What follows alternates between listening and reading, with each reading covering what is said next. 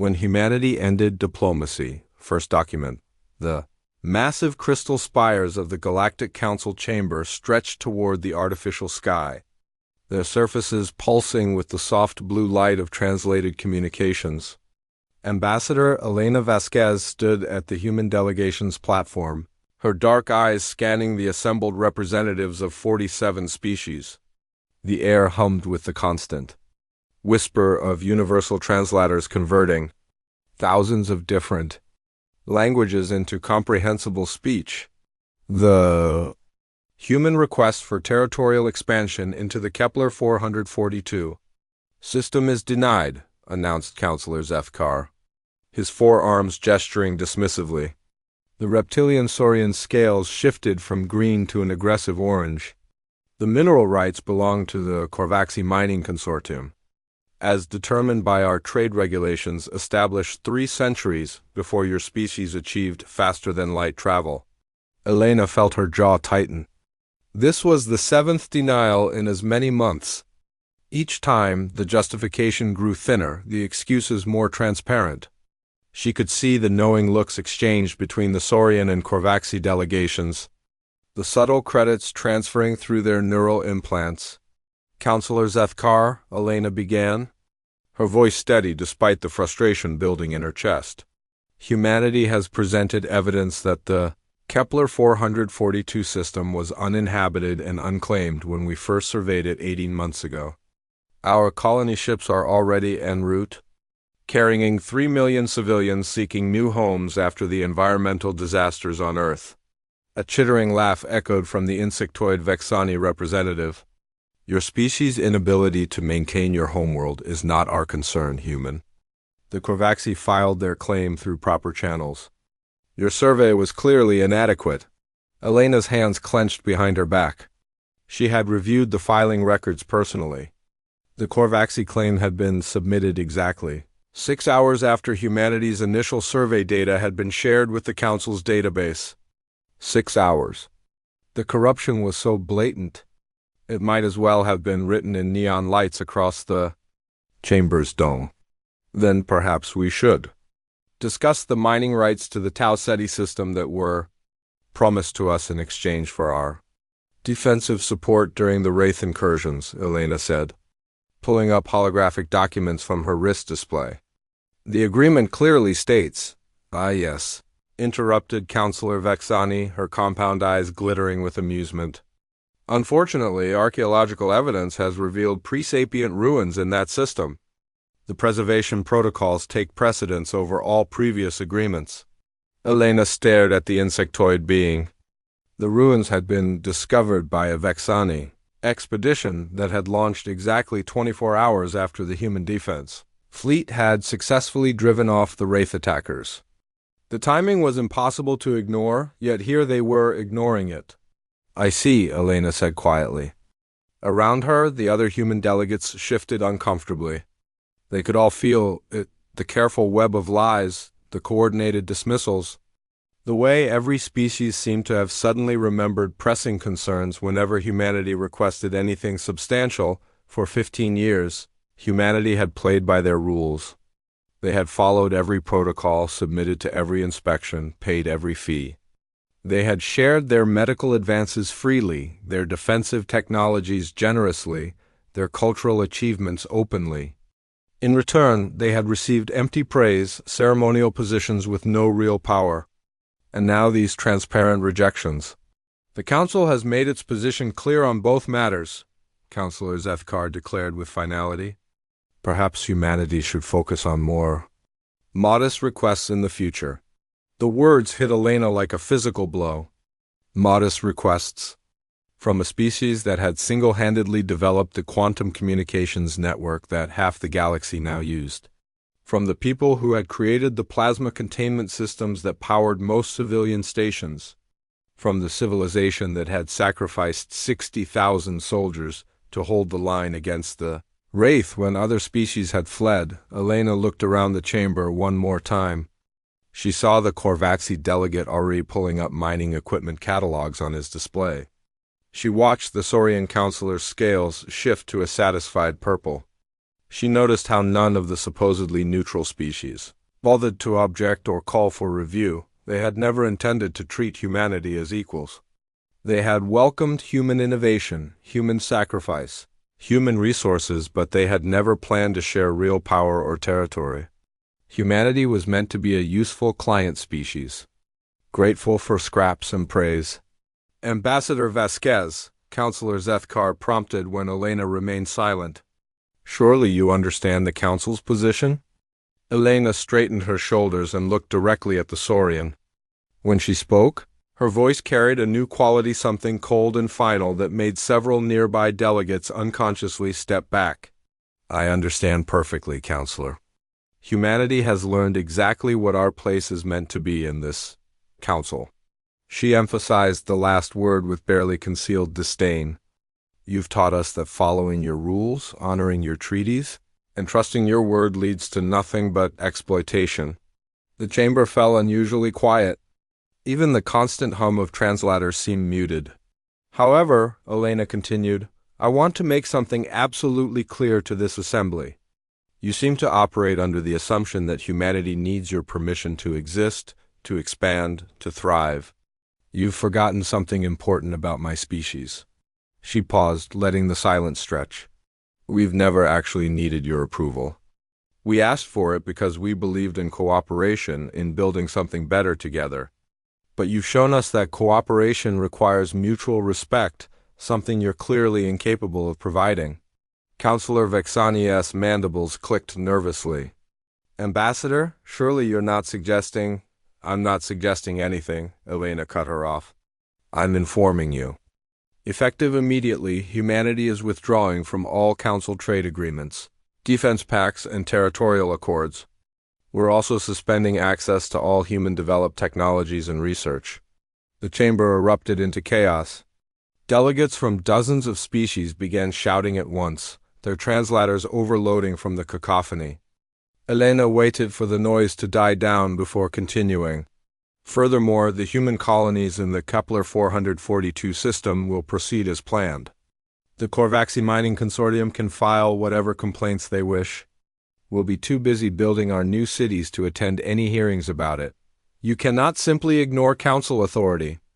Zethkar roared, his scales now a brilliant red. There are consequences for defying our regulations? Elena smiled, and several delegates felt a chill run down their spines. It was not a pleasant expression. Consequences? You mean like the consequences for lying about archaeological discoveries? For retroactively filing territorial claims? For breaking defense agreements the moment they became inconvenient? She shook her head. The only consequence here is that you've finally shown humanity who you really are. She began gathering her documents, her movements precise and controlled. Of course, I should probably mention that our colony ships aren't just carrying civilians. Each one has a full complement of military escorts, equipped with the latest human weapons technology. I'm sure you remember how effective those were against the Wraith. The implication hung in the air like a toxic cloud. Every species in the chamber had seen human military capabilities firsthand. They had watched human ships cut through Wraith battlecruisers like paper. They had witnessed human ground forces hold positions that other species had declared indefensible. You're threatening war against the entire Council? Vexania's voice had lost its earlier amusement. I'm not threatening anything, Elena replied calmly. I'm simply stating facts. Our colonies will be defended. Our ships will not be turning around. And any attempt to interfere with either will be met with the full military response that such aggression deserves. She looked around the chamber one final time, her gaze lingering on each of the primary counselors. You wanted to treat us like a client species? You wanted us to be grateful for whatever scraps you decided to throw our way? Congratulations. You've succeeded in teaching humanity exactly what we can expect from galactic civilization. Elena turned to leave, her delegation falling in behind her. As they reached the chamber doors, she paused and looked back over her shoulder. Oh, and one more thing. The quantum communication network? The one that connects every major system in the galaxy? The one humanity built and maintains? We'll be shutting down access to any system that attempts to interfere with our expansion." The silence that followed was deafening as the human delegation disappeared through the chamber doors. Counselor Zethkar felt a cold dread settling in his stomach. They had pushed too far, demanded too much, taken humanity's cooperation for granted for too long. "Surely they're bluffing," Vexani said, though her voice lacked conviction. "They wouldn't dare actually attack Council forces." Zethkar's scales had faded to a worried gray. He was remembering intelligence reports from the Wraith War, classified documents about human weapons that had never been deployed against that enemy. Weapons that had been held in reserve, their existence known only to the highest levels of Council security. "Contact the Korvaxi," he ordered quietly. "Tell them to delay their mining operations." "But Counselor, the Prophets will mean nothing if the humans decide to demonstrate why they single."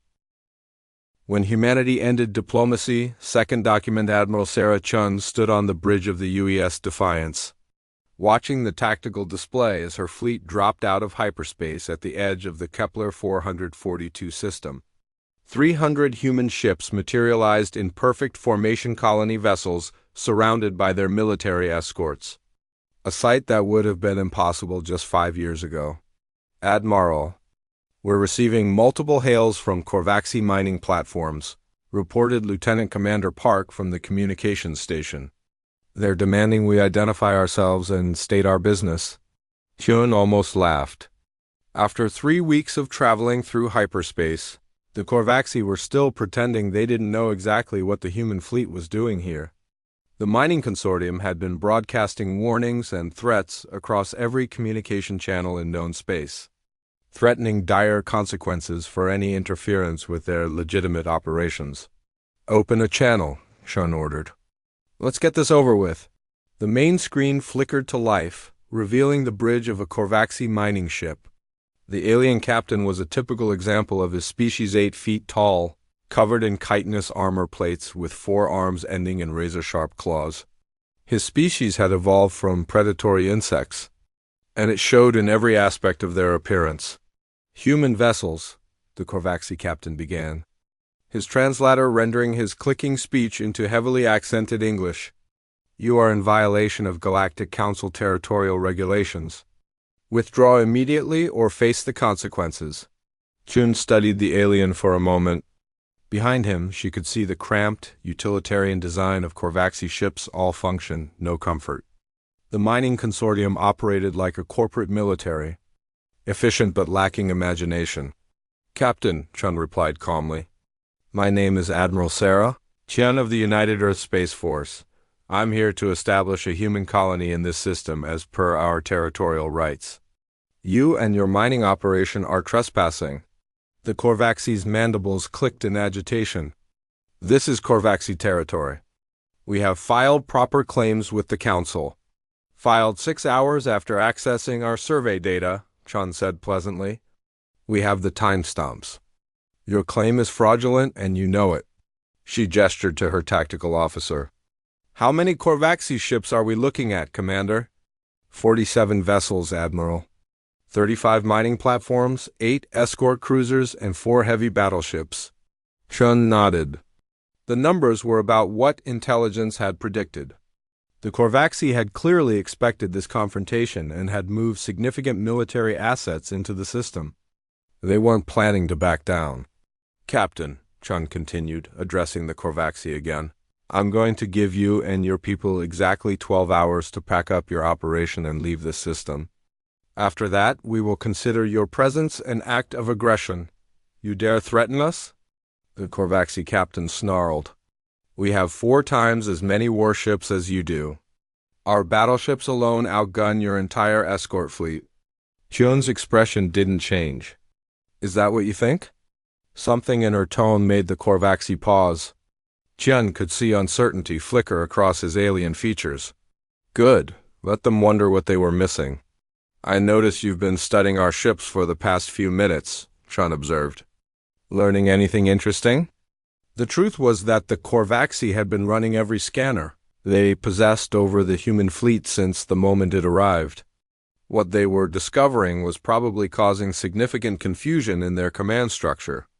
The human ships didn't fit any known classification system. They were too heavily armored for exploration vessels, too well armed for civilian craft. But they didn't match any recorded military designs either. Your ships ... double quotes the Korvaxi captain began, then stopped. Yes? Chun prompted helpfully. Our scanners cannot penetrate your hull armor. That's because it's not armor in any sense you would recognize, Chun explained. It's something we developed after watching your species and others strip mine planets for centuries. We call it adaptive metamaterial. It responds to incoming energy by restructuring itself at the molecular level. She could see the alien processing this information, probably wondering why humans would develop such advanced defensive technology for colony ships. But the interesting part isn't the defense, Chun continued conversationally. It's what we learned about energy manipulation in the process. Would you like a demonstration? Before the Korvaxi could respond, Chun nodded to her weapons officer. Target the asteroid field at coordinates 7-7-Mark-4. Minimal power, aye, Admiral. A pencil-thin beam of blue light lanced out from the Defiance's forward array. It struck a metallic asteroid roughly the size of a city block. For a moment, nothing seemed to happen. Then the asteroid simply ceased to exist. Not exploded, not vaporized, it was there 1 second and gone the next, leaving only empty space. The silence on the communication channel stretched for several heartbeats. What ... the Korvaxi captain whispered. Molecular disintegration. Chun explained matter-of-factly. We break the atomic bonds holding matter together. The energy release is contained and channeled back into the weapon system. Very clean, very efficient. She leaned back in her command chair, studying the alien's reaction. Now, that was what we call minimal power, about 0.01% of our maximum output. At full power, we can process an object roughly the size of your largest battleship in approximately 4 seconds. The Korvaxi captain's mandibles were clicking frantically now. Chun could practically see him doing the calculations, comparing human firepower to his own forces and not liking the results. You're lying, he said, but his voice lacked conviction. No such weapon exists. The energy requirements alone would require a power source beyond conventional fusion reactors, Chun agreed. Fortunately, we solved that problem too. Each of my ships has a contained quantum singularity reactor. The same technology we use to maintain faster-than-light communication across galactic distances. She gestured toward the tactical display. Speaking of which, I should mention that we've been broadcasting this entire conversation to the Galactic Council chambers. I'm sure they're finding it very educational. That was a lie, but the Korvaxi didn't know that.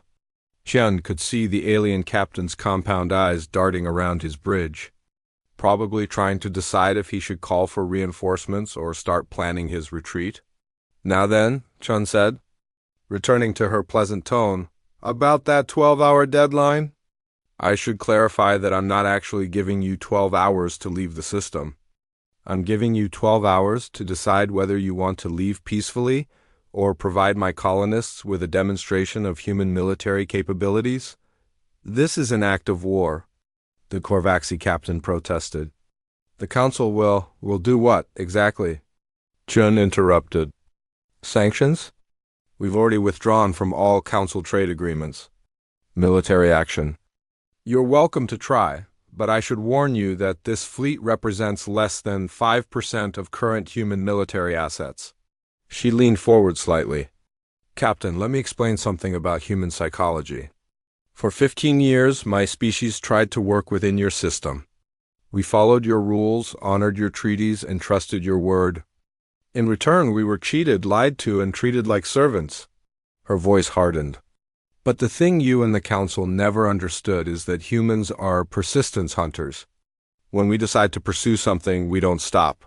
When we're threatened, we don't back down. And when we're betrayed... She smiled, and the Korvaxi captain involuntarily stepped backward. When we're betrayed, we remember every slight, every broken promise, every act of corruption. And then we plan. Chun gestured to the view screen showing the human fleet. Do you think we built all of this in the 3 weeks since we walked out of the council chambers? This fleet has been under construction for 2 years. These weapons have been in development for 5. We've been preparing for this moment since the first time you lied to our faces about territorial rights. The implications hit the Korvaxi captain like a physical blow. If the humans had been planning this for years, what else had they prepared? What other capabilities were they hiding? You've been monitoring our communications, he accused. Monitoring? Captain, we built your communication systems. We designed the quantum entanglement networks that carry your messages. Did you think we wouldn't include access protocols for ourselves?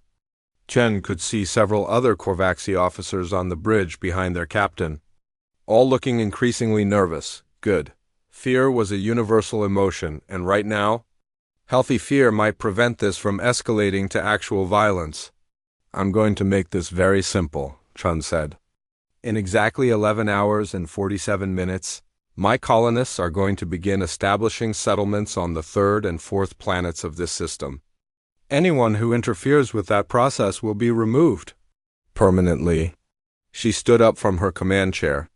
I suggest you use the remaining time wisely, Captain. Contact your superiors, review your insurance policies, make your peace with whatever deities your species recognizes. Because if you're still here when my deadline expires, you're going to discover why humanity spent so many resources developing weapons we never used against the Wraith. The communication channel went dead. Admiral, her tactical officer reported. The Korvaxi ships are moving into defensive formations. Chun nodded. She had expected as much. The Korvaxi were corporate. When humanity ended diplomacy, Third Document Counselor Zethkar stared at the tactical display in the Council's Emergency Command Center, his scales cycling through colors he hadn't displayed since his youth. The real-time feed from the Kepler 442 system showed something that challenged everything he thought he knew about warfare in the modern galaxy. The Korvaxi fleet was gone. Not defeated, not retreating, simply gone. 47 ships that had been there 12 hours ago were now nothing more than expanding clouds of molecular debris drifting through space. The human colony ships, meanwhile, were methodically deploying atmospheric processors and construction platforms around 2 worlds as if nothing had happened. Show me the engagement. Footage again, he ordered quietly. The holographic display shifted, recreating the battle from multiple sensor perspectives.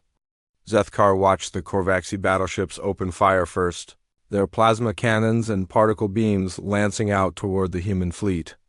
The weapons struck the human ships and simply ... The energy dissipated harmlessly across their hulls like water hitting hot stone. Then the humans had responded. Beams of blue light had reached out from the human vessels, touching each Korvaxi ship for barely a second. One moment, the enemy fleet existed. The next, there was only empty space and scattered atoms.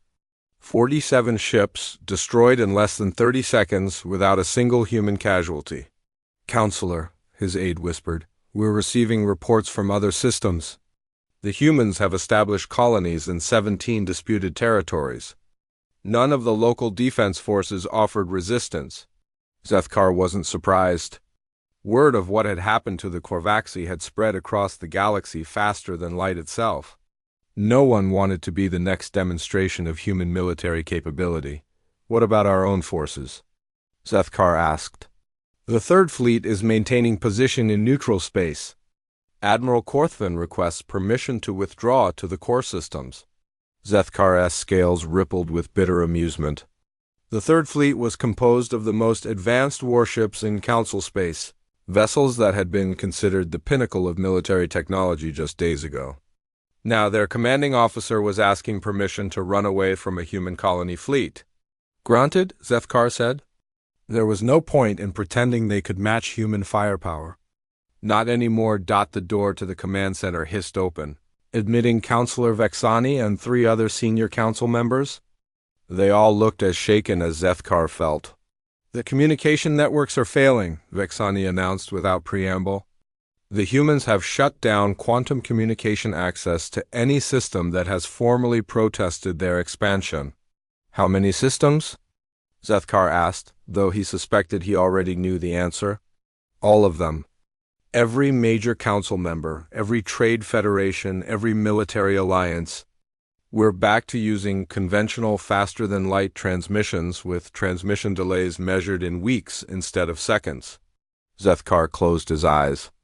The humans had built the quantum communication network that connected galactic civilization. In a single day, they had demonstrated that they could take it away just as easily. Thousands of worlds were now functionally isolated, unable to coordinate responses or share information in real time. There's more, another counselor added grimly.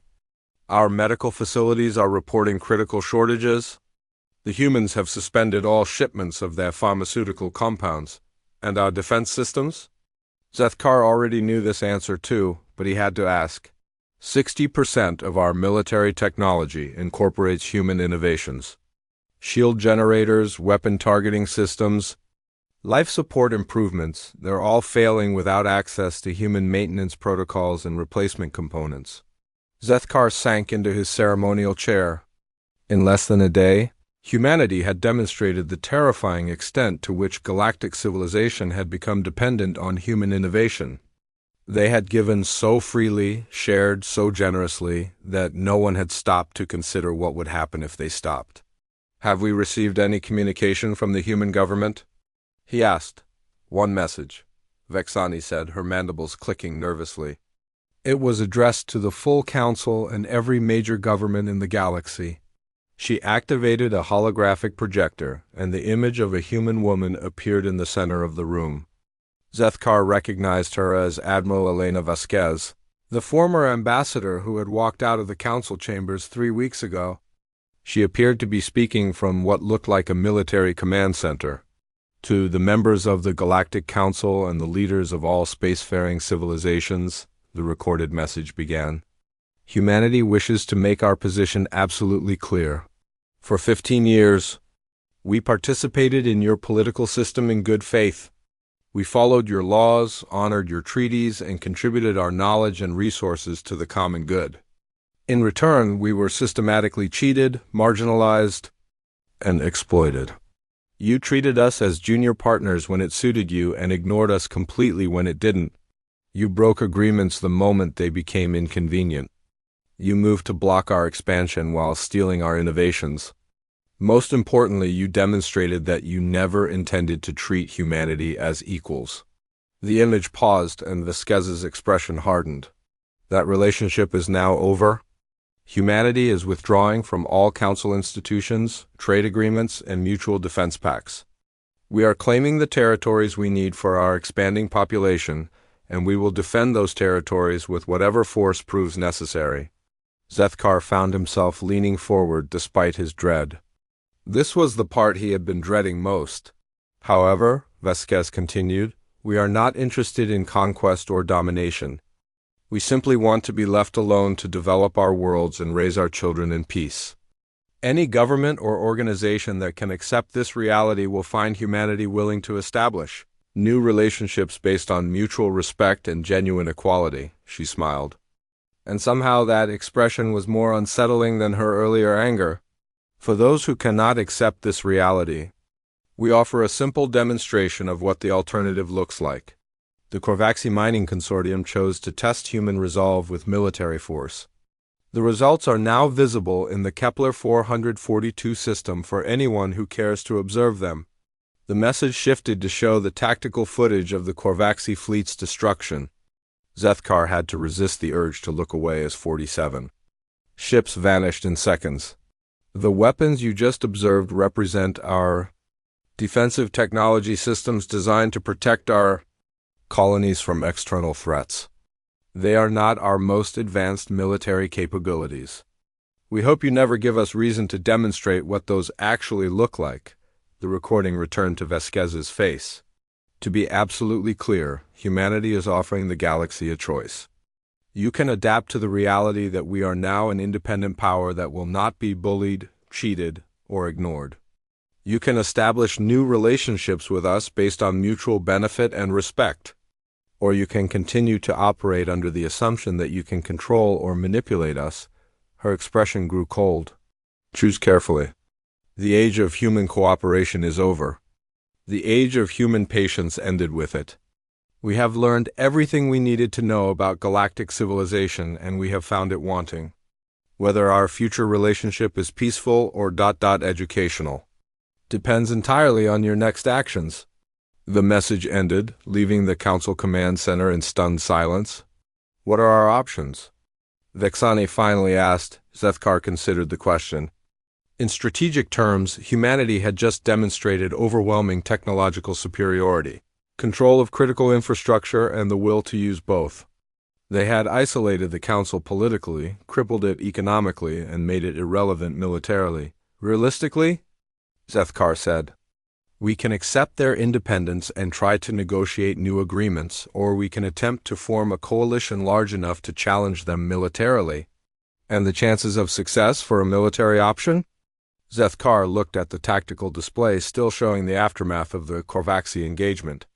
"Approximately 0. Even if we could unite every species in the galaxy against them, they've demonstrated weapons technology that's centuries ahead of anything we possess. And that assumes they're not hiding even more advanced capabilities." He turned to address the full group of counselors. "The humans have effectively seceded from galactic civilization. They're establishing their own space, their own rules, their own sphere of influence. We can either accept this reality and try to work with them, or we can pretend we still have the power to stop them." "This is unprecedented," one of the counselors protested. "No single species has ever challenged the councils. Authority like this, no single species has ever possessed the technological advantages humanity developed while we were dismissing them as primitive newcomers." Zethkar replied bluntly. "We created this situation through our own arrogance and greed." The truth was bitter, but undeniable. The Council had grown complacent over millennia of unquestioned authority. They had become so accustomed to being the dominant power that they had forgotten how that dominance had been achieved through technological superiority and the credible threat of military force. Now humanity possessed both advantages, and they had learned painful lessons about galactic politics that the Council had taught them through years of casual betrayals and systematic exploitation. "So what do we do?" Vexani asked. Zethkar looked around the row.